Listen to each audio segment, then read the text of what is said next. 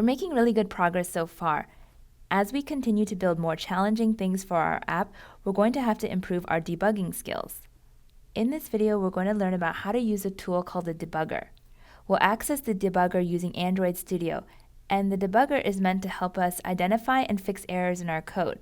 The great thing about the debugger is that we can pause the app at a certain point in time, and then we can inspect the whole state of the app more closely. Normally, when the app is running on our device, all the code gets executed very rapidly. Within milliseconds, it can respond to button clicks, update the screen, calculate the price, and etc. But with the debugger, we can pause at a specific line of code in our app. Then we can step through our code line by line as quickly or slowly as we want. If you want to learn more techniques on how to debug your app in Android Studio, just search for Debugging Android Studio. This first link is good. It's a developer.android.com page, and it has a bunch of techniques on how to debug your app. Together, we're going to learn about how to work with breakpoints. After this course, you can always come back to this page to refresh your memory. In this exercise, I want to show you that your Android device does run each line of code one at a time from top to bottom within a method. We'll also verify that clicking on the plus button does trigger the increment method, and clicking on the minus button does trigger the decrement method. First, add something known as a breakpoint. A breakpoint marks a specific line of code where the debugger should pause when it reaches here. The red circular dot indicates that the breakpoint is on this line on line 25 of our main activity file. You can add breakpoints to as many places as you want in your code. But for now, I'm just going to add one on the first line of the increment method. Then I can hit this bug icon to run the app in debug mode. The app will only pause on these breakpoints when the app is running in debug mode. If you run the app normally with this green play button, then it won't pause at these breakpoints. For a brief moment on the device, you may have seen a dialog that says waiting for debugger. There's also a button to force close the app, but don't click on that. Just wait for the debugger to attach and that message will go away soon. Then the app starts like normal and you can interact with it. Now in debug mode, this window will pop up and show the status of the debugger. If you don't see it, you can click on this tab down here called Debug. If I hit this plus button here, I expect the increment method will be triggered and that the app will pause at this breakpoint. Let's see what happens.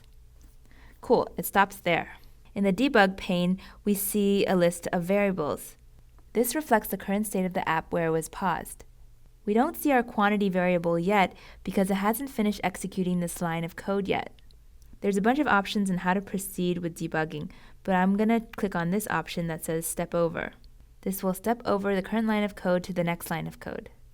Now the app is currently paused at line 26. We finished executing line 25, so that's why we see the quantity variable showing up down here. This list of variables also shows the current value of each variable. We can also verify that the quantity variable has a value of 3, which we assigned up here. We know that the app is currently paused at this point because normally when you hit the plus button, it would automatically update the quantity to be 3. But since the quantity is still at 2, we know that it hasn't finished executing the increment method yet. We can click Step Over to go to the next line. At this point, the method is done, and we're not really interested in how it actually updates the screen, so let's just hit Resume Program. All we care about is that it actually does update the screen. If you're interested, you could have clicked on these other options to look at more details of how it actually updates the screen. At this point, the app is running normally, but the debugger is still attached, so if I hit the plus button again, it will stop at this breakpoint. If I want to detach the debugger so that it doesn't always stop on this line when I hit the plus button, I can just click on this red stop button. Now whenever I hit the plus button, it responds immediately and updates the value to 3. Now I want you to try it on your computer. Go ahead and add a breakpoint to the increment and decrement methods.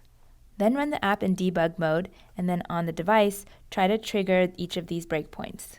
Then step through each line of code, making sure that the quantity variable shows up with the right value in the variables list.